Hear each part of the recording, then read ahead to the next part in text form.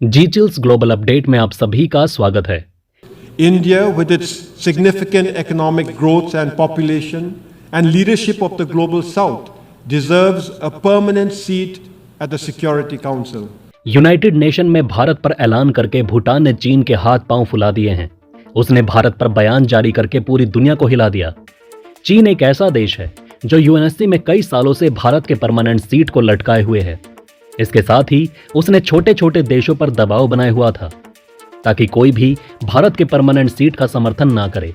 लेकिन सबसे चौंकाने वाली बात तो यह है कि उसने कुछ साल पहले भारत का वीटो पावर हड़प कर यूनाइटेड नेशन में बैठ गया और अब भारत के लिए ही रोड़ा बन चुका है। लेकिन अब भूटान ने इस रोड़े को ऐसा लात मारा है कि अब उसे भारत के रास्ते से हटना ही होगा। चीन को चोट पहुंचाकर भूटान ने जबरदस्त हिम्मत दिखाई। मान लीजिए कि स्कूल में किसी बच्चे को हेड बॉय बनाने की बात चल रही हो, लेकिन एक दूसरा बच्चा बार बार इसका विरोध करता हो। इसी बीच एक और तीसरा बच्चा जो ज्यादा ताकतवर नहीं है वो खुलकर उस पहले बच्चे का समर्थन करता है जिसे हेड बॉय बनाना चाहिए। ये दिखाता है कि समर्थक बच्चे की राय कितनी अहम है और उसका साहस ये भी साबित करता है कि अन्य बच्चे भी अब विरोधी के दबाव में नहीं आएंगे। इस छोटी सी स्टोरी में भूटान वही कमजोर बच्चा है जिसे अब तक दबाया गया था, लेकिन अब हिम्मत से फैसला लेना सीख गया है। भूटान ने यूनाइटेड नेशन में भारत का समर्थन करके पूरी दुनिया को दिखा दिया कि चीन के दबाव में रहने की जरूरत नहीं है।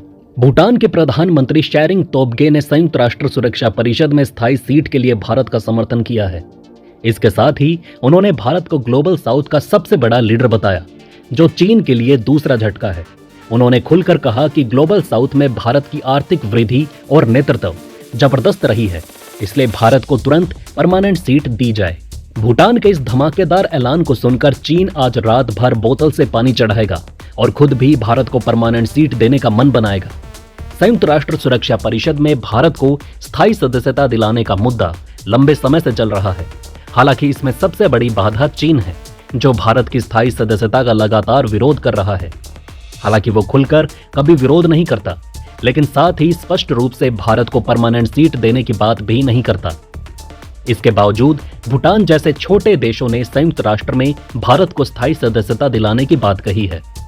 कई बार चीन ने भूटान पर प्रेशर अप्लाई किया ताकि वो जमीन अदला बदली कर ले।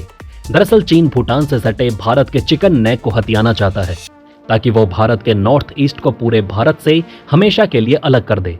लेकिन भूटान ने हर बार चीन के सामने झुकने से मना कर दिया है और एक बार फिर से यूनाइटेड नेशन में उसने भारत के प्रति अपनी दोस्ती दिखाई है। But most importantly, I would like to reserve our deepest thanks to India, our closest friend and neighbor. They have been with us from the very beginning of our development journey and have remained steadfast in their support and friendship. ये कदम इसलिए बहुत खास है क्योंकि भूटान जैसे छोटे देश ने भारत की परवाह किए बिना अपनी बात रखी। भूटान और चीन के बीच अच्छे रिश्ते नहीं हैं, लेकिन इसके बावजूद भूटान ने चीन की नाराजगी को नजरअंदाज कर भारत के पक्ष में आवाज उठाई। इसके लिए भूटान को सलाम करना होगा।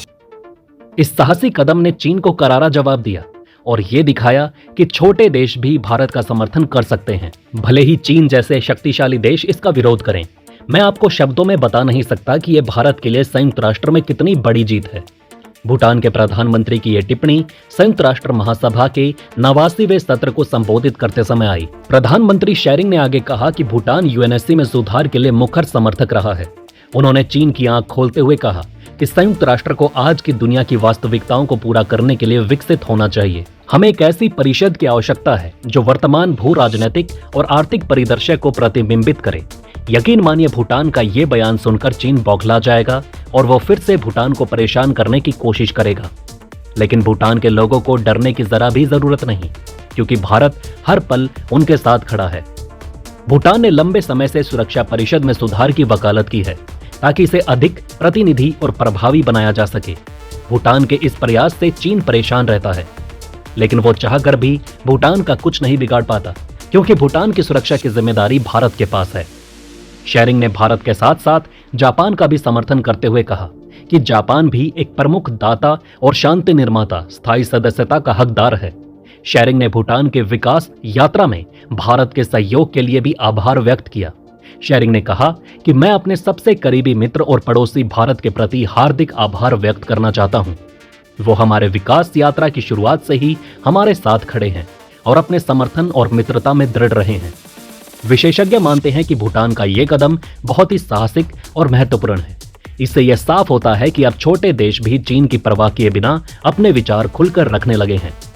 भूटान के इस कदम ने अन्य देशों को भी प्रेरित किया कि वो भारत के समर्थन में खुलकर आएं। पाकिस्तान जैसे देश को भी आंख खोलने की जरूरत है, जो चीन के चंगुल में फंसे हुए हैं और कंगाल होते जा रहे हैं। भूटान के इस साहसिक कदम ने चीन को स्पष्ट संदेश दिया है कि अब उसका विरोध हमेशा काम नहीं करेगा। भारत को वैश्विक मंच पर बढ़ता समर्थन मिल रहा है और भूटान जैसे देशों का साथ इस दिशा में एक बड़ा कदम है। इसके साथ ही ब्रिटेन ने भी चीन को जोरदार झटका दिया और उसने भारत पर तगड़ा ऐलान किया। ऋषि सुनक के जाने के बाद भारत के लोगों को यह डर था कि पता नहीं ब्रिटेन अब भारत के परमानेंट सीट के लिए समर्थन देगा या नहीं, लेकिन ब्रिटेन के नए प्रधानमंत्री ने भी पूरे भारत का दिल जीत लिया। इसके साथ ही उन्होंने यूनाइटेड नेशन की आंखें खोल दी। यूके के प्रधानमंत्री Keir Starmer United Nation Security Council में भारत की स्थायी सदस्यता का समर्थन करते हैं। यूएन जनरल असेंबली के 89वें अधिवेशन में पीएम स्टारमर ने भारत के समर्थन का ऐलान किया, जिसके बाद भारत विरोधी जैसे कि चीन और पाकिस्तान जैसे देशों में भूकंप आ गया। ब्रिटेन एक ऐसा देश है जिसने 200 सालों तक भारत पर राज किया, भारत को कभी अपने बराबर का नहीं समझा और अब वो भारत के लिए अपने बगल की कुर्सी पर सीट मांग रहा है।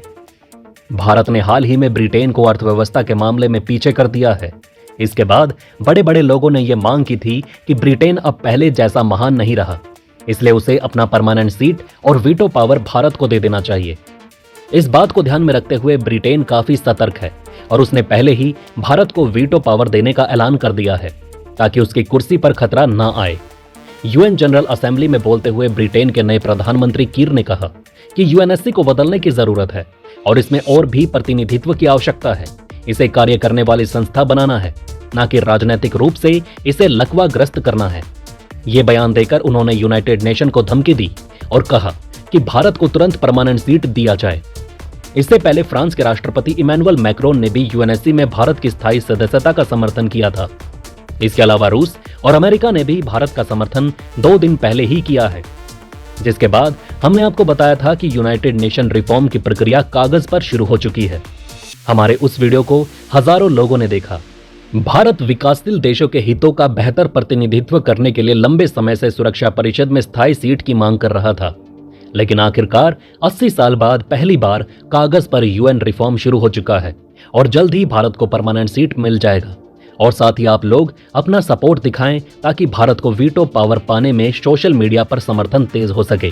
आपको बता दें कि यूएनएससी में 15 सदस्य देश शामिल हैं, जिनमें वीटो पावर वाले 5 स्थायी सदस्य और 2 साल के कार्यकाल के लिए चुने गए 10 गैर स्थायी सदस्य शामिल हैं।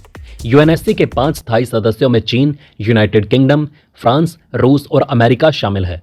संयुक्त राष्ट्र सुरक्षा परिषद के गैर स्थायी सदस्यों को यूएनजीए द्वारा 2 साल के कार्यकाल के लिए चुना जाता है।